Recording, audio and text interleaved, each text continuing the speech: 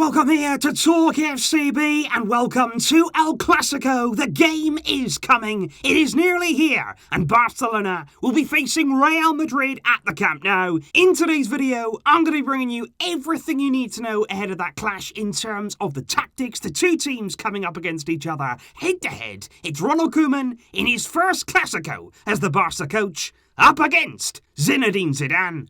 The pressure is on and the game begins right here. And if we start first of all with the confirmed Barcelona squad heading into this game, which was released just a few hours ago, and the big inclusion and the massive boost of Barcelona ahead of this game is that Jordi Alba is back in the squad. He trained on Thursday and he trained once again this morning with the group, and he has received the medical green light ahead of this game, with Ronald Koeman there able to count on pretty much everybody in his squad, with the exception there of the injured Marc-Andre ter Stegen and Samuel Umtiti. So that's good there. Good news for Koeman. In terms of Real Madrid, their squad is as follows. There is no Dani Carvajal. He remains out injured there, with Real Madrid pretty light at right back. But for them, again, there is a big boost in the inclusion of their captain and leader, Sergio Ramos, who in his press conference today, Zinedine Zidane was so happy to have back with the team. He said Sergio Ramos is our captain, he's our leader, and he is 100% recovered. He's ready, and he will play El Clásico. So there's no doubt at all in anybody's mind that Ramos will be lining up at the heart of Real's defence. And when you look at how they got on without him against Shakhtar, and especially looking at past games, they do miss his leadership, and his inclusion is a big one for them, and it will impact the game. Going back though to Barcelona and looking now into the starting lineups of both teams and the potential selection dilemmas for both coaches. If we look here at Barcelona, I think Jordi Alba, given the fact that he is fully fit, he is ready to play in this game. I think he will return to left back there, which will be a boost for our team. I think Longley and Piqué there at the heart of our defence, with De Jong in midfield and Ansu Fati, of course, our top goal scorer this season, starting on the left-hand side, Coutinho central, and Lionel Messi leading the line. But as you can see, there are three spots in this team, I feel, all of which come down that right-hand side, which now are very much up for grabs. Ronald Koeman there at right-back deciding between Serginho Dest, of course the brand new signing, very quick, could really hurt Real Madrid down that side, but of course, it's a big game, and it would be his debut in this fixture. Or do you go with Sergi Roberto, who is very much experienced and has had some very good games against Real Madrid in the past? In midfield, it's between Busquets or Miralem Pjanic, as we discussed yesterday on the channel. And in terms of right wing, Ronald Koeman was certainly asked about that decision in his press conference earlier on. And that's the big one for me. Because, of course, Ronald Koeman was asked a number of questions there about Antoine Griezmann. He didn't play at all against Ferencváros. Will he be involved in this game? Koeman said Griezmann has options to play tomorrow. He said it's not good to speak about his role in every single game, to talk about him all the time, because he said there's more players in the squad and the team is the most important thing. He said we must plan our game tomorrow to get the best possible result. And that's all that's in my mind. So Koeman there giving very little away as to whether Griezmann will return to this lineup. But Koeman says it's about the team.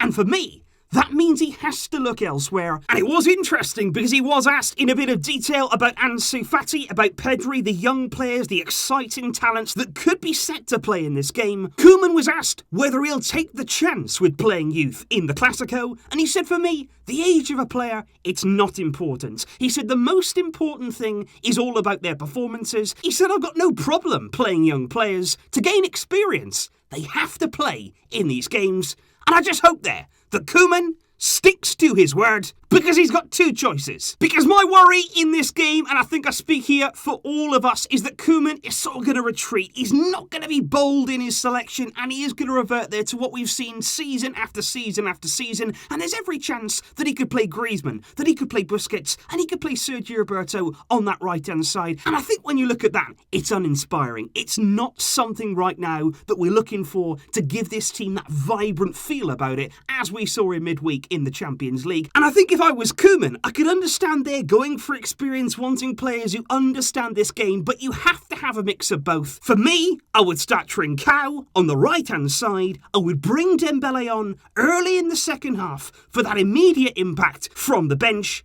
I would play Pjanic in midfield to give us something fresh. And if you really do want to stick with experience, you can play Sergio Roberto at right back. Although I have to say, I would probably feel more comfortable given the pace that Dest has. When it comes, though, to our opposition, Real Madrid, Ronald Koeman was in no doubt about what type of team and what type of performance we would see in this game. He said, I don't expect Madrid to be vulnerable. He said rather the opposite. He said, I don't think the losses will influence them. We know they played 4-4-2 against us in the past, not leaving as much space as when they play 4-3-3. He said they will be more compact than we've seen from them in recent games. And that's certainly what we are going to see from Zinedine Zidane's side. We've seen it, like Koeman says, in the past in Clásicos. I think Mondi there will return to left back. He played right back against Shakhtar. I think Marcelo will drop to the bench. I think Ramos will return to defence there alongside Varane. Nacho will probably fill in there at right back. And then midfield, it's two different variations. You could see it there as Casemiro, Kroos and Valverde with Vinicius, Benzema and Asensio there as part of a front three. But I think certainly there in transition, certainly when Real Madrid are looking to defend as well and sit a bit deeper, they are going to be lining up there with four across the midfield. Valverde on the right-hand side, Asensio on the left, with Vinicius there just playing just behind Benzema and waiting patiently for their chance. And when you're looking at the teams head-to-head, when they're coming face-to-face on the field, I really want to emphasise here why it's so important that we have a threat on this right-hand side. And let me just illustrate what would happen if we played Griezmann in this kind of game. Because, like I say, Real Madrid, in terms of their right side, they got Nacho here. I don't think Varane played all that well, certainly, against Shakhtar. And they're going to be using Valverde right throughout the game. He's got a lot of energy. He's certainly going to help protect them defensively on this right side. To protect against Ansu Fati there, you know all about his runs. He can go central, he can go wide. He's very unpredictable in the way that he goes about his game. And you add to that the influence there as well of Jordi Alba, who's going to try and make overlapping runs. And quite clearly here, Real Madrid are going to have a problem on that right side. What's so important, though, is that Real Madrid now, because of that, they're going to try and protect that. You're going to have Casemiro coming across, you're going to have Varane covering there to make sure that there are going to be no slip-ups, that they're going to be nice and compact. And that's absolutely fine. We're going to try and work it here. But what you have to do is make sure that you have a threat on this right-hand side. Because I'll tell you now, if you play Griezmann, he is not going to hold his width. He is not going to stand out there because we haven't seen that from him. He is not a winger. I don't blame him. He's not that kind of player. But that's the fact of it. He's not going to do that. And because of that, he's going to drift in field. He's going to try and take up that central position where he does like to get more of the ball. Maybe he's even going to drop in here to come and receive that. But what does that do? That allows Real Madrid to solely focus on the left-hand side of our team, as we've seen so many times in the past. We know that Barcelona love to attack down this side. We know that Jordi Alba will get into that sort of position and look to have cutbacks here. But you cannot let the opponent completely dominate that side defensively. In order there to retain a bit of unpredictability, in order to have threats all over the field, and to make sure they can't just flood you out here with lots of bodies over the right-hand side, you've got to have threats both sides of the field. Natural wingers is the way to go. However, just because Real Madrid in this game, I do believe they are going to sit back. I do believe they will have this fall. They will certainly be looking, like I say, to Valverde, protect them defensively. Asensio is also going to have to work really hard. And they are going to be left basically in the end with Vinicius and Benzema just constantly looking there to get what they can on the counter-attack when Barcelona give away the ball. That in itself, though, provides its own problem because Real Madrid will be looking to do exactly what Ferencváros did on Tuesday night. But of course, in much more devastating fashion. They've got better players. They've got players who can pick a pass. You've got the likes of Kroos here. You've got also Asensio who can find balls in behind defence. And when we come forward, when we're dominating playing, when things are looking good and we've got territorial advantage here, we're advancing into the Real Madrid half, we still have the problem of having Longley and Piqué here and clearly a lack of pace. Vinicius nipping in between these two, it's a problem. Now in the past we've relied upon either Vinicius not finishing, not scoring from those chances, but you can't take that risk. And the one thing that I would also look to that I don't think has really been spoken about enough is the fact that we don't have Ter Stegen, because I think certainly in this kind of game, Neto has got to have a really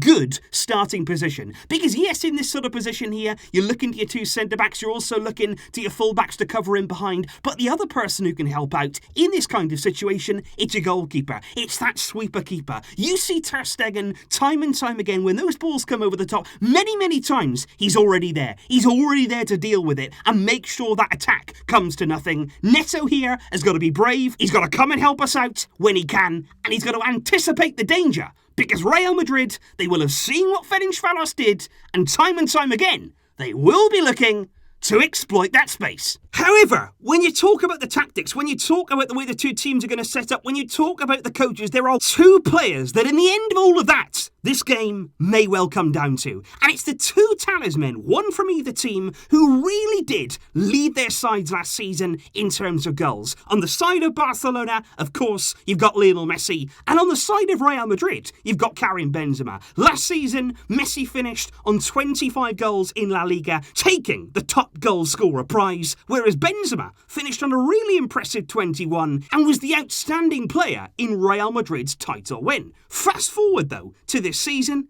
and it's a very different story. Messi has scored against Villarreal and in midweek against Ferencváros, but both of those goals came from the penalty spot, and he hasn't yet scored from open play this season. And Benzema, he's appeared in all 6 of Real's games this season, but he's scored just 1 goal, and he is really struggling right now for confidence in front of goal. And of course, you look at Messi, you look at his record in El Clásicos. This man is the king of the Clásico. He leads so many categories in terms of stats from this game, but he hasn't scored in this fixture since May 2018. That's a long time. That's a long streak without a goal. And you do feel as though every Clásico that goes by where he doesn't score, the next one, it can't last forever. It just can't.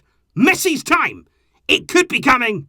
And it could be coming now. And of course, it is finally time for those predictions ahead of this mighty clash. You guys are in confident mood there, believing that Barcelona are going to beat Real Madrid and beat them by 2+ goals in the process. I, in this one, are going to go with something similar. I'm going to go Barca 2, Real Madrid 0. I believe we can do it, and I believe that we can actually achieve the same result as Real did against us last season. And it would be a massive, massive win if we could.